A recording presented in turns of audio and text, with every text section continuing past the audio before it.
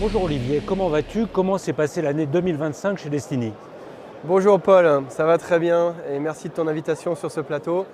Une année 2025 contrastée pour Destiny, sur un marché, comme on le sait, qui a été plus difficile, avec toujours beaucoup de pression sur les prix. Mais malgré tout, une bonne dynamique, toujours nos solutions de communication unifiées, avec de l'intégration métier qu'on a mise sur le marché en 2025.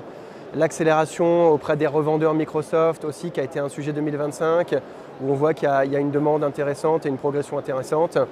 Et puis toujours cette promesse de proximité qu'on a poussée aussi plus loin en 2025. Et alors 2026, comment ça s'annonce 2026? On est encore au début de l'année. Et puis il y a toujours l'arrêt du cuivre qui est quand même un moteur pour le monde des télécoms.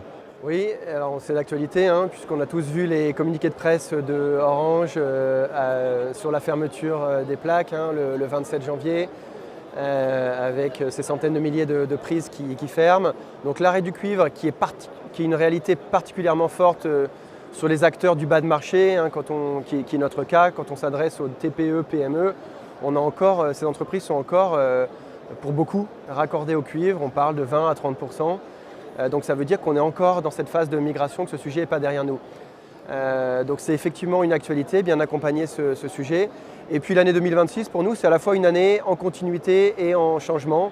En continuité, puisque c'est toujours les mêmes promesses qu'on met en avant. Qualité, compétitivité, proximité, beaucoup de proximité régionale, à la fois commerciale et technique auprès de nos partenaires. La qualité qu'on cherche toujours à améliorer. Et puis la compétitivité, où on va toujours continuer à améliorer aussi notre catalogue, notre proposition de valeur, nos prix, en avoir plus pour moins cher, c'est ça ce qu'on va mettre en avant. Et puis de la transformation avec pas mal d'innovations au rendez-vous sur 2026. Et alors, dans les innovations, l'an passé, on avait parlé du connecteur Teams, notamment de la relation de plus en plus proche de Destiny et de Microsoft. Un petit retour sur cette nouveauté, c'est encore une nouveauté, mais un petit retour sur ce connecteur? Oui, bien sûr. Alors c'est à la fois une nouveauté et pas une nouveauté, puisque ces technologies qui permettent d'apporter la voix dans Teams, elles ne sont pas nouvelles. Par contre, c'est nouveau en termes d'adoption. On voit en particulier sur le marché français que l'adoption prend du temps, se met en place très progressivement.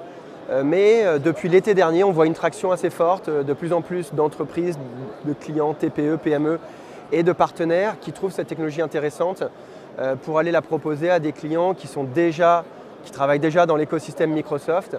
Et donc on voit effectivement dans les chiffres une progression, ça double quasiment de mois en mois depuis le mois de septembre. Donc vraiment avec Lucas associé à un connecteur Teams qui permet d'avoir le meilleur du monde de la voix dans l'écosystème Microsoft. Et puis la voix continue à devenir une donnée comme une autre, avec l'intégration de la voix transcrite dans les CRM notamment. C'est aussi quelque chose que vous développez pas mal.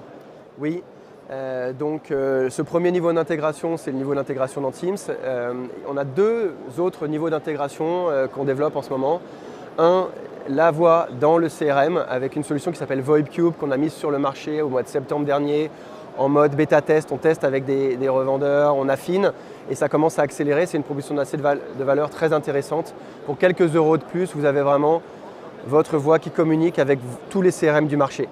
Et puis le troisième niveau d'intégration qui lui est encore plus transformant et apporte encore plus de valeur, c'est la brique, on va dire, moteur de workflow intelligent boosté à l'intelligence artificielle. Et là, on n'est pas dans le buzzword. L'intelligence artificielle, aujourd'hui, c'est un agent vocal qu'on a développé en interne, basé sur l'IA Gemini de Google, qui permet en quelques heures, voire quelques minutes, de monter un agent vocal sur une plateforme de voix interconnecté à des bases de connaissances internes, à un CRM qui va pouvoir prendre des appels, interagir avec des personnes de l'extérieur. Donc avoir des centres d'appel par exemple, sur les niveaux, vous gérez quoi, les niveaux 1, les niveaux 2? Alors oui, on peut imaginer tout un tas de cas d'usage. Il faut y aller prudemment parce qu'il y a des dimensions humaines à prendre en compte, mais il y a des cas d'usage assez évidents comme de la prise de rendez-vous par exemple. On imagine tous un garagiste qui passe beaucoup de temps à répondre au téléphone pour prendre un rendez-vous, pour déposer la voiture, récupérer la voiture. Là, on peut avoir un agent qui va faire cette prise de rendez-vous et ça marche très bien. Ce n'est pas de la science-fiction, c'est déjà une réalité. On a déjà des agents comme ça en production. On peut imaginer de la prise d'appel sur du support de niveau 0, niveau 1, résolution de cas très simples, sur de la consultation de documentation. puis de la bascule vers un opérateur physique sur des appels plus complexes. Donc il y a des cas d'usage comme ça relativement simples qui commencent à devenir une réalité, qui sont très intéressants pour les petites entreprises. Quels sont tes objectifs pour 2026 ?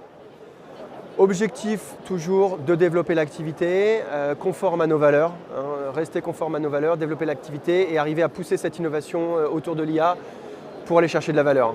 On voit bien que notre marché il a souffert sur la valeur ces dernières années et donc le sujet n'est pas un sujet de volume, le sujet est un sujet de valeur. Comment on est capable d'amener de la valeur à nos revendeurs pour eux-mêmes aller monétiser cette valeur, aller apporter de la valeur à leurs clients finaux sur les usages et sur l'intégration. Aujourd'hui, comment tu le sens le marché, notamment le marché des télécoms et le marché de l'UCAS? Comment est-ce que tu le vois évoluer? Concurrence mondiale accrue, investisseurs qui se désengagent peut-être un petit peu, mais la souveraineté, besoin d'acteurs locaux. Quels sont les grands pain points? Alors, c'est une question assez large, mais si on raisonne à l'échelle européenne ou à l'échelle française, on ne peut pas dire qu'il y ait il y a des nouveaux acteurs entrants, hein. L'écosystème reste le même. On a une année 2025 sur la France avec pas mal d'attentisme pour les raisons qu'on connaît, économiques, géopolitiques, etc. Avec beaucoup d'entreprises qui ont repoussé les projets à plus tard. On sent que fin 2025-2026, il y a quand même un vent d'optimisme. Je pense que beaucoup d'acteurs de l'écosystème sont dans une logique un peu plus positive, ont envie de relancer des sujets, de relancer des investissements, de relancer des projets. Donc on s'attend quand même à une année plus positive que 2025 et une année plus dynamique. Optimisme pour 2026? Optimisme, comme toujours, et beaucoup d'énergie et beaucoup d'ambition pour 2026. Merci. Merci Paul.